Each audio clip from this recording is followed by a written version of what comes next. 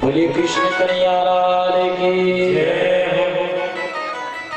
आज भगवान ने जब बांसुरी को बजाया है तो सभी गोपियां महाराज दौड़ी दौड़ी चली आ रही हैं। आज एक दूसरी गोपी को देख करके सब गोपियां अपने अपने द्वार को छोड़ा है, अपने घर को छोड़ा है, अपने परिवार को छोड़ा है, अपने पुत्रों को छोड़ा है, सबको छोड़ करके महाराज आज वे गोपी भगवान कृष्ण के पास दौड़ी चली आ रही है। आज सब गोपी जब यमुना के किनारे शरद पूर्णिमा की रात्रि को जब एकत्रित हुई हैं तो भगवान ने गोपियों को देखा है कि सब गोपियां आ गई हैं और भगवान सब गोपियों को बुला करके सब गोपियों से ये पूछते हैं कि गोपियों, आप सब गोपियां अपने अपने घर को छोड़कर आई हो, मैं आप सबका मान सम्मान करता हूं, परंतु अर्धरात्रि में स्त्री को घर छोड़ना ये अधर्म की बात है। आज जब गोपियों ने सुना है कि कन्हैया उस बंसी को बजा करके पहले तो हमको बुला लिया और उसके बाद कन्हैया कहते हैं कि अब आप वापस लौट कर जाओ। महाराज सब गोपियों ने अपना अपना सर नीचे कर लिया, कोई भी गोपी ने महाराज जवाब नहीं दिया। सब गोपियां विचार कर रही हैं कृष्ण क्या कहना चाहता है, आज गोपियों की समझ में नहीं आया। अंत में भगवान ने जब गोपियों को देखा कि गोपी वापस लौटकर नहीं जाती हैं, तो भगवान ने विचार किया कि सब गोपियों ने काम और क्रोध को जीत रखा है।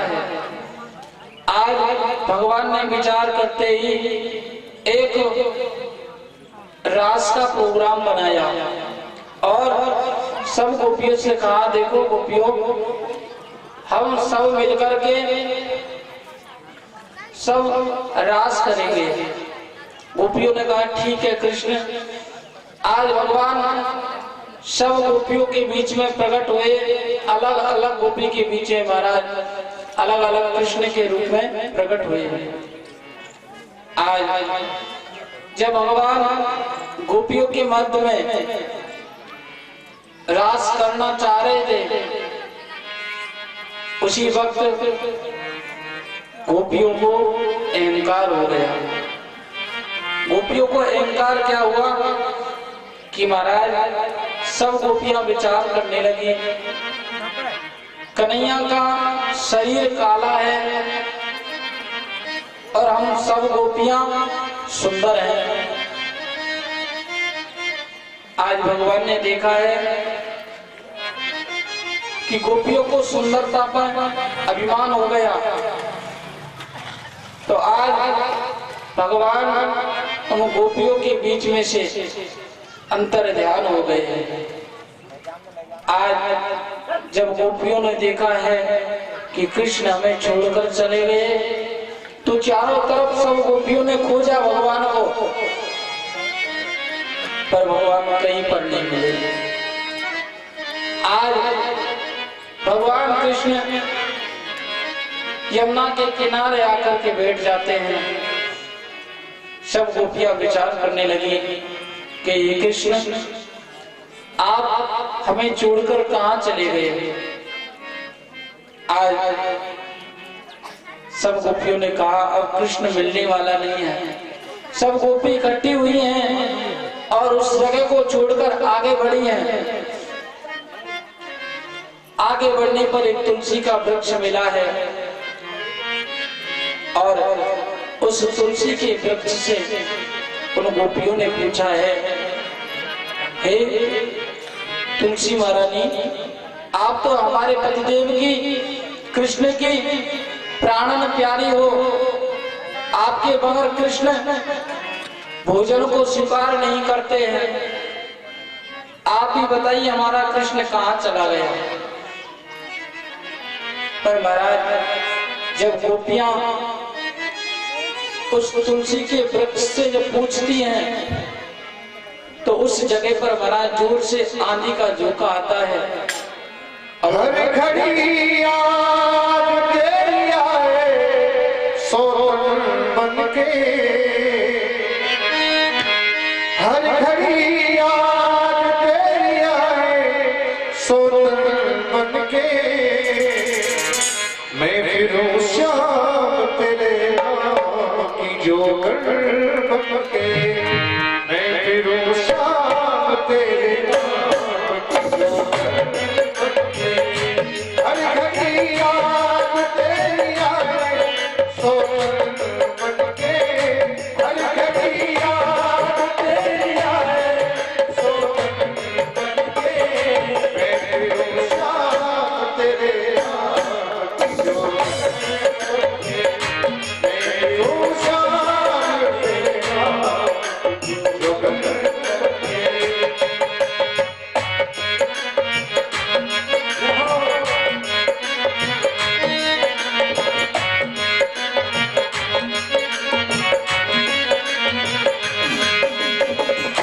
एक जमाना बुलाने से चला आता, एक जमाना बुलाने से चला आता, मुझको पढ़कर में तेरा चेहरा नजर आता, मुझको पढ़कर में तेरा चेहरा नजर आता, टूट गई मैं तेरे चेहरे का दर्पण बन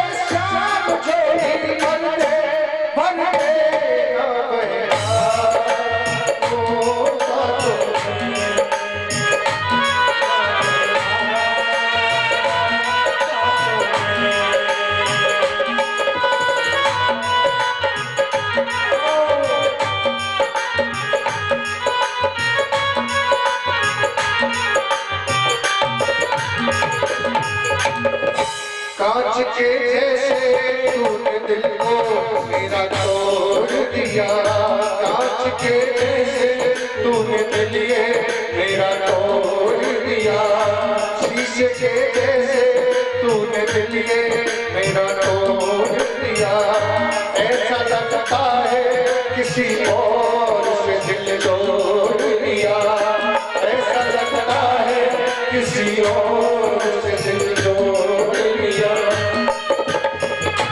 अब तो हर रात मुझे कसती है दागन बन के, अब तो हर रात मुझे कसती है दागन बन के। मैं फिरूं शाम तेरे नाम की जोगन बन के, मैं फिरूं शाम तेरे नाम की जोगन बन के। हर घड़ी याद तेरी आए सोगन बन के, हर घड़ी याद तेरी आए सोगन बन के। मैं फिरूं शाम तेरे नाम की जोगन बन के, मैं फिरूं शाम तेरे नाम जोगन बन के, जोगन बन के, जोगन बन के। बोली वृंदावन बिहारी लाल की जय।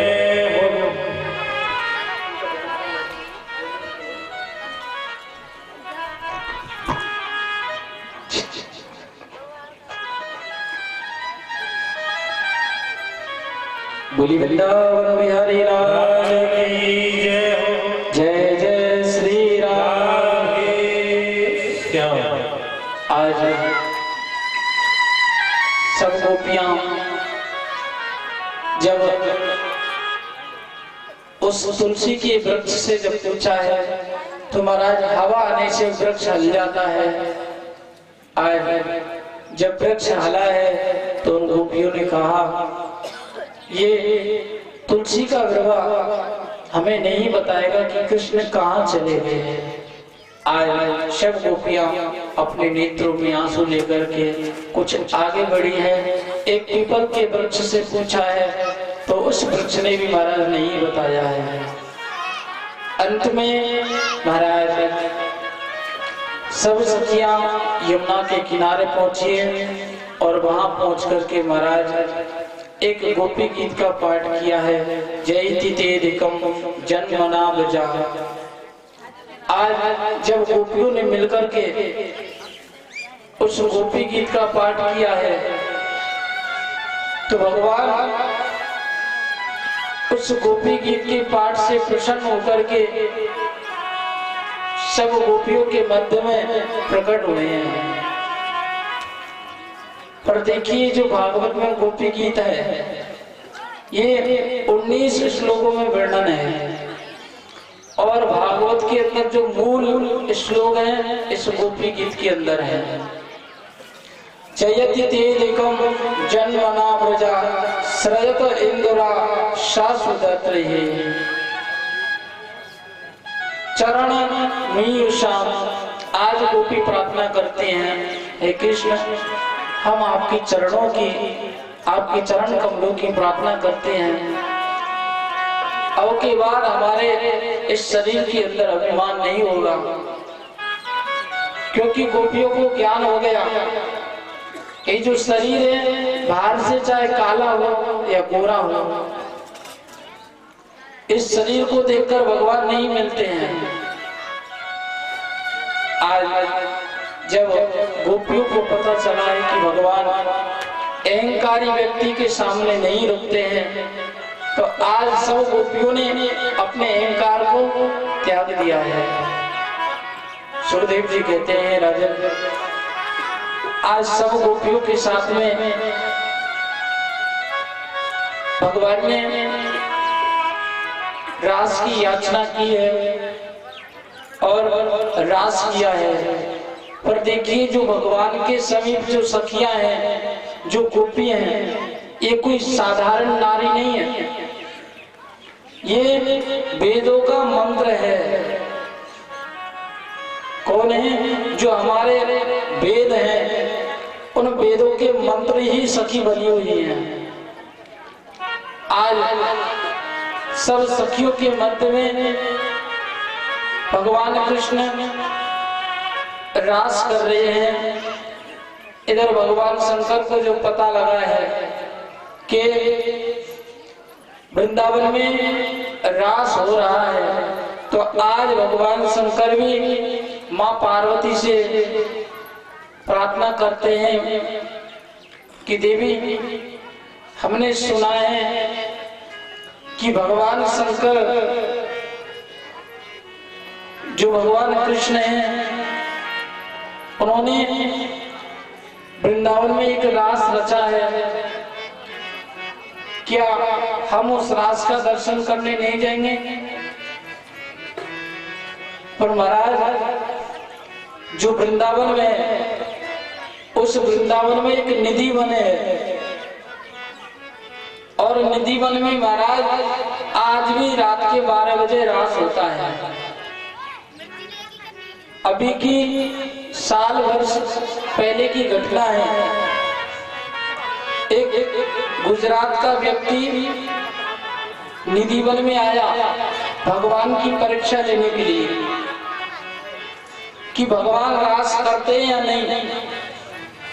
तो महाराज, जब उसने अपना कैमरा लगाया, उसने सारी वीडियो बना ली, परंतु भगवान ने रास होने के बाद में उसकी याददाश्त को खो दिया। यानी भगवान की परीक्षा लेना चाहता था वो कि भगवान यहाँ रास करते हैं या नहीं। और आज भी ऐसा नियम है, भगवान रात्रि के 12 बजे उस निधि वन में नित्य रास करते हैं गोपियों के साथ। आप कभी जाके देखोगे महाराज, तो वहां पर 16,108 वृक्ष हैं, जिन वृक्षों की शाखाएं महाराज एक दूसरे से जुड़ी हुई हैं। यानी कोई भी वृक्ष अलग नहीं है, सब वृक्ष एक दूसरे से जुड़ रहे हैं। जैसे सब गोपियों ने एक दूसरी गोपी का हाथ पकड़ा है, ऐसे उस निधि वन में महाराज एक दूसरे से वृक्ष जुड़ रहे हैं। पर उस व्यक्ति ने जो भगवान की परीक्षा लेना चाहा, तो महाराज उस व्यक्ति की याददाश्त को भगवान ने खो दिया। आज भी महाराज वो पागल हो गया और पागल होकर के वृंदावन में घूमता है। केवल एक ही वजह, भगवान की परीक्षा लेने के लिए चला था। आज भगवान ने जो वृंदावन में रास किया है, तो उस रास में भगवान शंकर आए हैं, परंतु माता पार्वती ने मना किया। देखो बोले बाबा, ये जो रास है, इस रास में पुरुष का वास नहीं है, और अगर भगवान कृष्ण को पता चलेगा कि इस रास में पुरुष आया है, तो हमारी उस रास में इंसल्ट होगी। आज देवी ने कहा, शंकर, हम आपको उस रास में नहीं लेकर जाएंगे। परंतु भगवान शंकर ने कहा, देवी, हमें उस रास का दर्शन करना है। अगर आप इस वस्तु से डरती हो कि भगवान शंकर हमें देखकर वहां से भगा देंगे, तो हमें आप अपना नारी का रूप बना दो, ताकि कोई नहीं पहचान पाएगा। परंतु माँ पार्वती ने कहा, बोले बाबा, मैं आपको सखी का रूप तो बना दूंगी, परंतु जो आपकी जटा है, इन जटाओं को कहां बांधोगे? भगवान शंकर ने कहा, देवी, इन जटाओं का जूड़ा बांध करके, जैसे स्त्री का जूड़ा बनता है, वैसे आप बना करके मुझे एक साड़ी पहना दो। आज माँ पार्वती कहती है, बोले बाबा, अगर आप नहीं मानते हो तो हम आपको रास में अवश्य लेकर जाएंगे। बड़ा सुंदर भाव है। एक दिना भोले भंडारी बन के ब्रज की नारी वृंदावन आ गए, वृंदावन आ गए।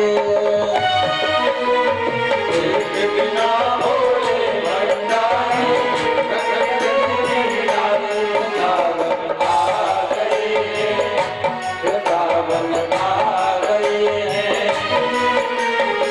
पार्वती जी मना के हारी, ना माने त्रिपुरा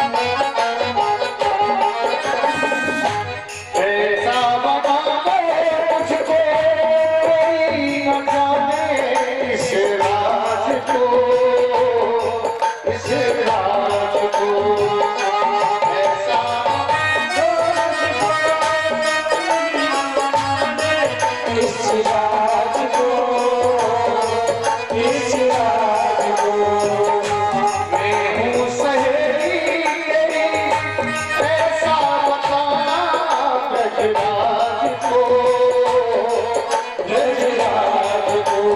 बना के दूल्हा के साथों चल चले मतवाली का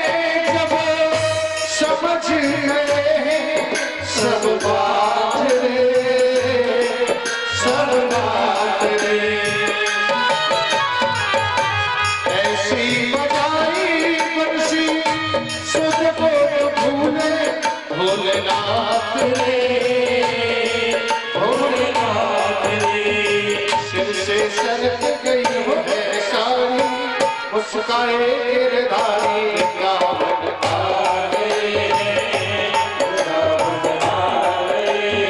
एक दिन होले नरकारी बन के बजती गाई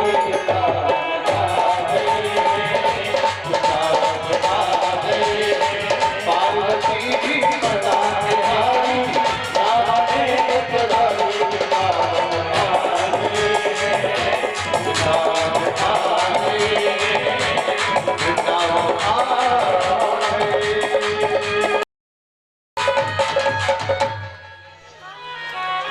बोलिए रास बिहारी सरकार की जय हो। जय जय श्री राधे। आज भगवान शंकर माँ पार्वती के साथ में रास में जब प्रवेश करते हैं, सुखदेव जी कहते हैं राजन, भगवान कृष्ण सब गोपियों के साथ नृत्य करते हैं और नृत्य करने के बाद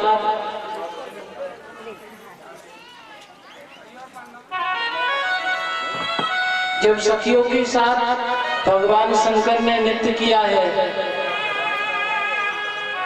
हाँ आपके सामने हमारे साक्षात भगवान शंकर प्रकट हुए हैं।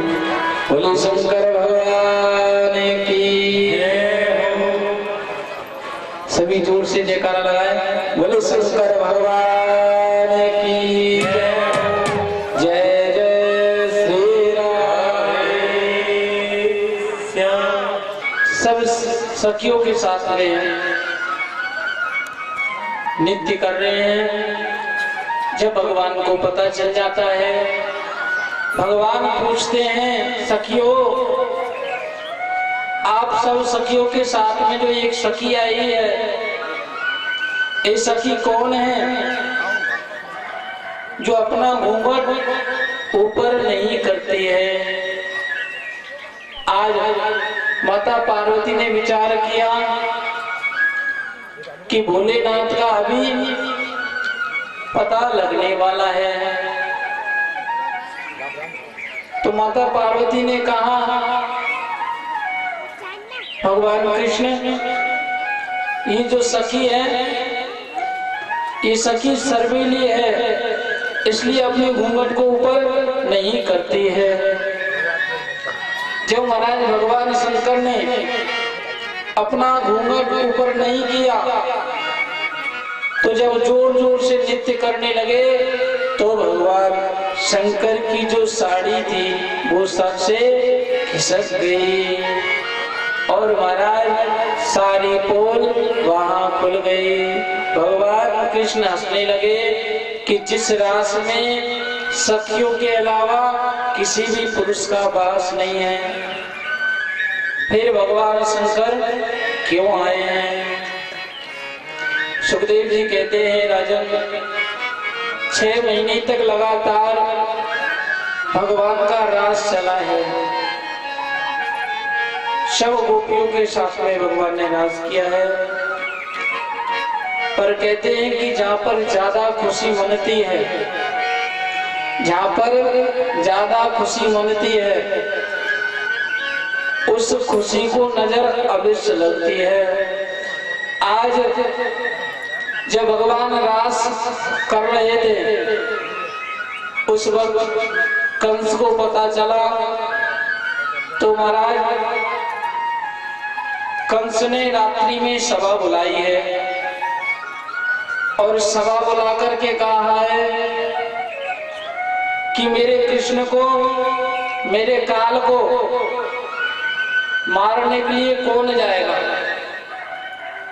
देखिए, अब तक कंस हैरान हो गया राक्षसों को भेजते भेजता, परंतु किसी भी राक्षस से भगवान कृष्ण की मृत्यु नहीं होती है, क्योंकि भगवान कोई साधारण नहीं है। भगवान तो स्वयं साक्षात परमात्मा है। भगवान एक लीला करने के लिए आए हैं। आज भगवान ने यहाँ रास भी किया है तो गोपियों के सुख के लिए किया है, गोपियों के काम को जीता है, इसलिए भगवान ने यहाँ रास किया है। आज नारद जी कंस के पास पहुंचते हैं और नारद जी कहते हैं, महाराज आपका जो काल है वो बड़ा होने जा रहा है, क्या आप अपने काल को नहीं मारोगे?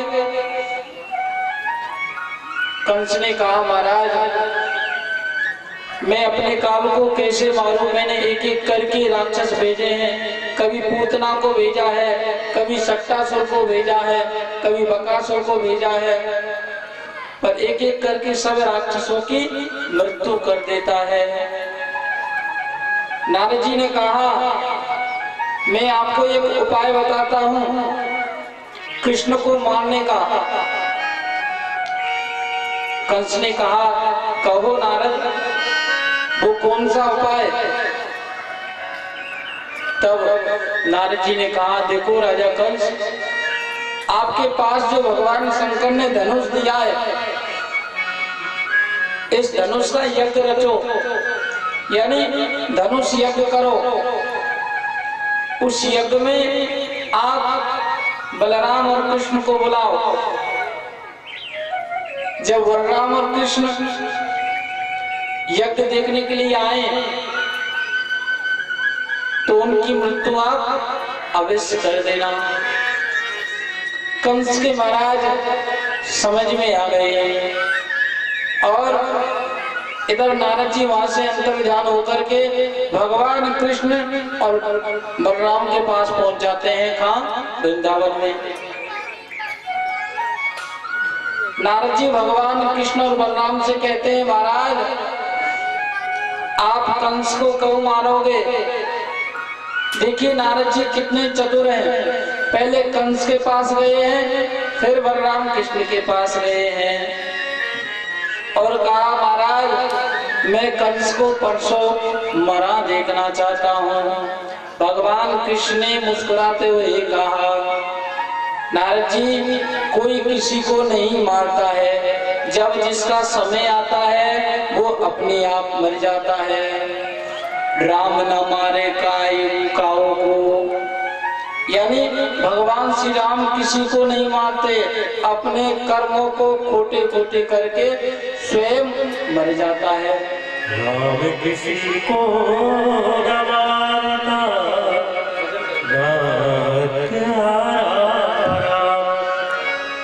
खुद ही खुद मर जाए, कर कर खोटे काम। आज नारद जी से कहते हैं भगवान, देखो नारद जी कोई किसी को नहीं मारता है, व्यक्ति अपने खोटे कर्म करके स्वयं मर जाता है।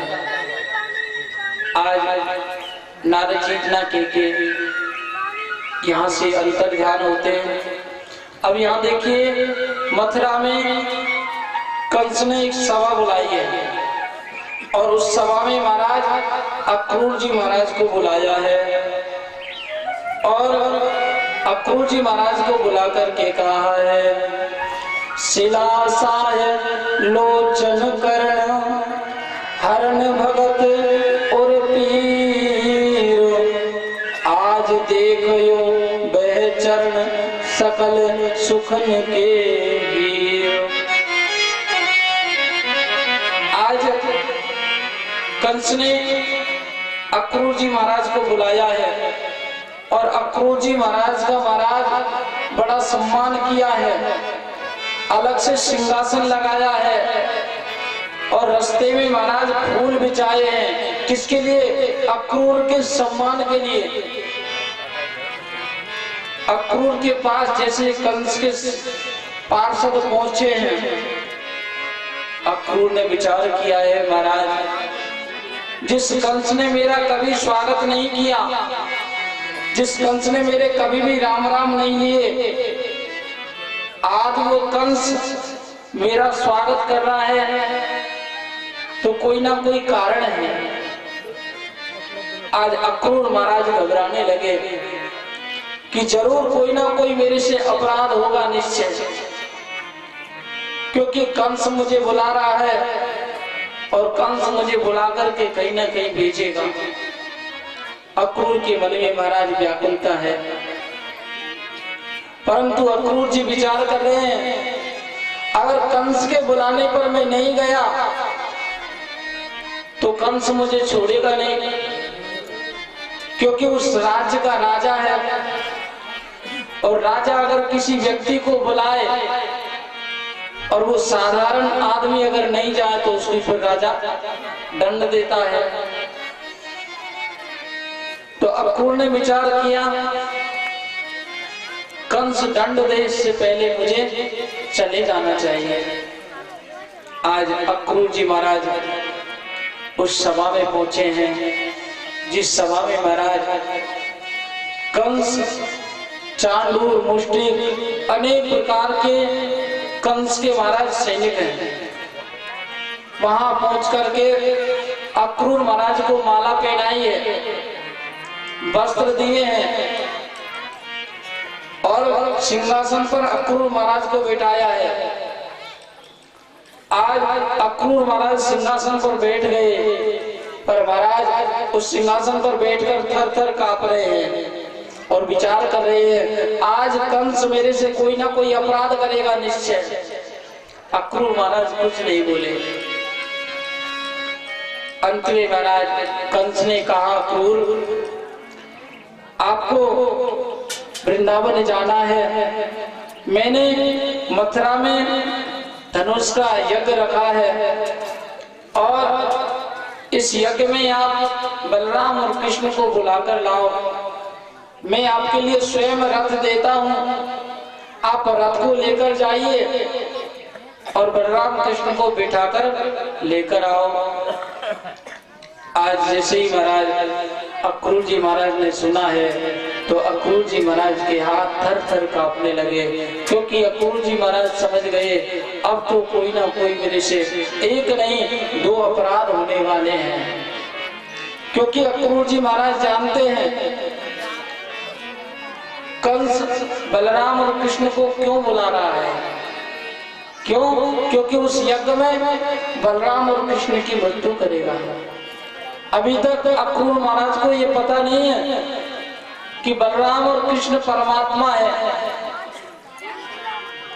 अक्रूर जी महाराज साक्षात साधारण बालक समझ रहे हैं, पर महाराज कंस से मना भी नहीं कर सकते हैं कि मैं वृंदावन नहीं जाऊंगा।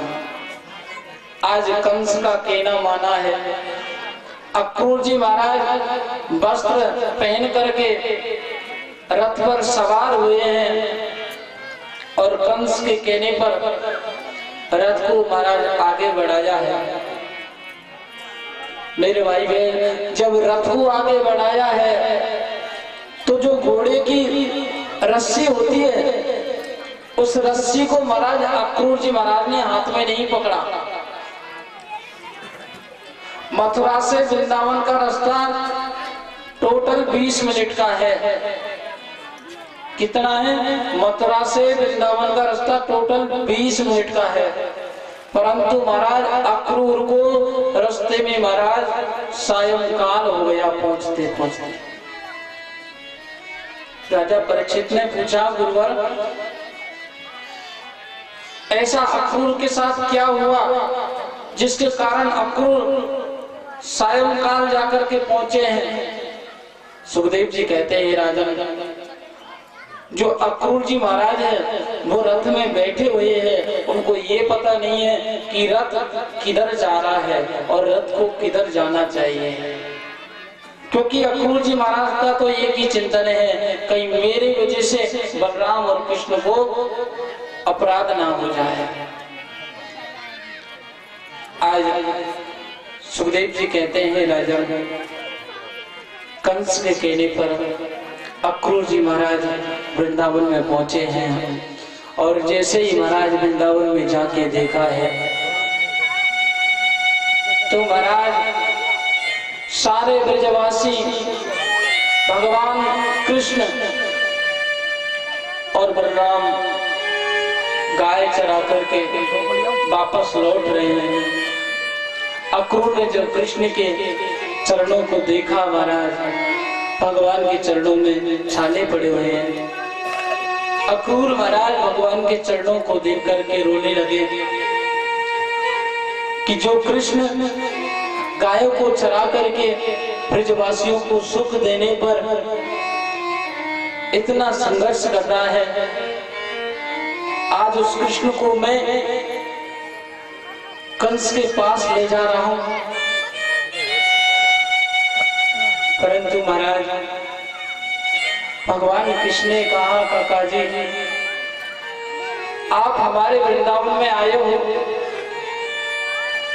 पर जाकर के मैया यशोदा से आप इस बात को मत कहना कि आप बलराम और कृष्ण को लेने के लिए आए हैं, क्योंकि मैया यशोदा बलराम और कृष्ण के बिना नहीं रह सकती। बलराम और कृष्ण के बिना एक क्षण रहना नहीं सीखा। आज अक्रूर जी महाराज रथ से उतर के जब महल में प्रवेश किया है तो आज जो भगवान कृष्ण गायों को चरा कर लेकर आए हैं, आज उन कृष्णों की चरणों की मैया यशोदा भगवान के चरणों को स्वयं अपने हाथ से धोती है। बल्कि महाराज मैया यशोदा के यहाँ पर हजारों नौकर लगे हुए हैं, परंतु भगवान कृष्ण की सेवा, भगवान का स्नान कराना, भगवान के वस्त्र पहनाना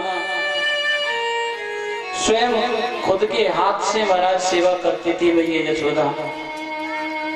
आज भैया यशोदा को पता चला है कि एक वृंदावन में परदेसी आया है और वो परदेसी बलराम और कृष्ण को लेने के लिए आया है।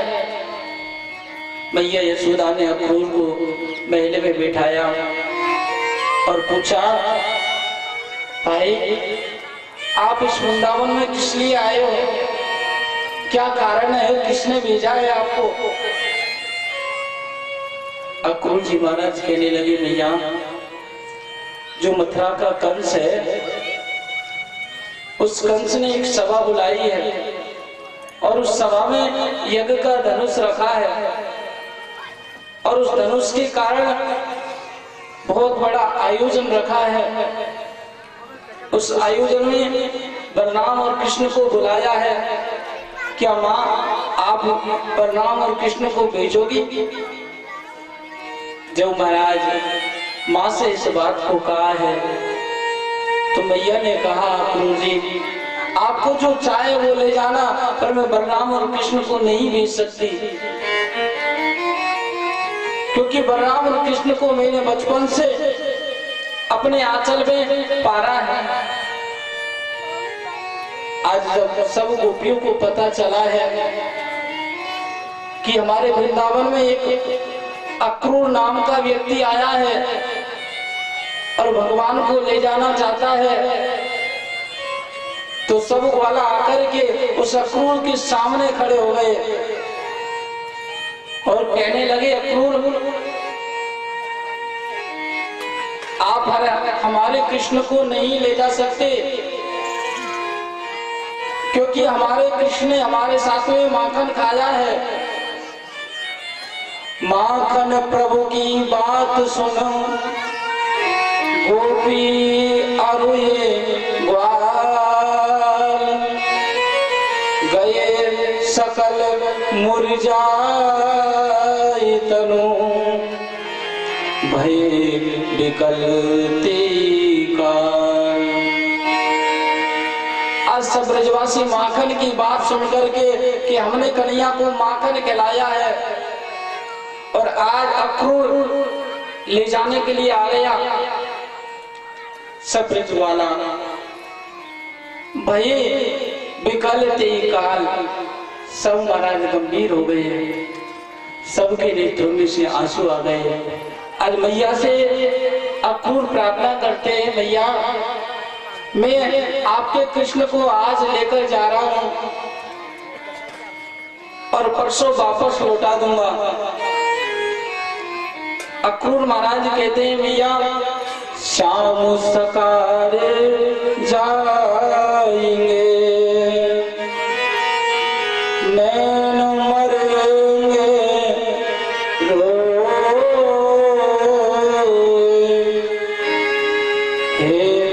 बिदना ऐसी कर्मन की, जो कछु न पूछी जाए। हे बिदना, तुमने ये रीत क्यों बनाई है? जिस माँ ने बचपन से भगवान कृष्ण को पाला है, आज उस माँ के प्यार प्रेम को अक्रूर जी महाराज एक क्षण में तोड़ देते हैं।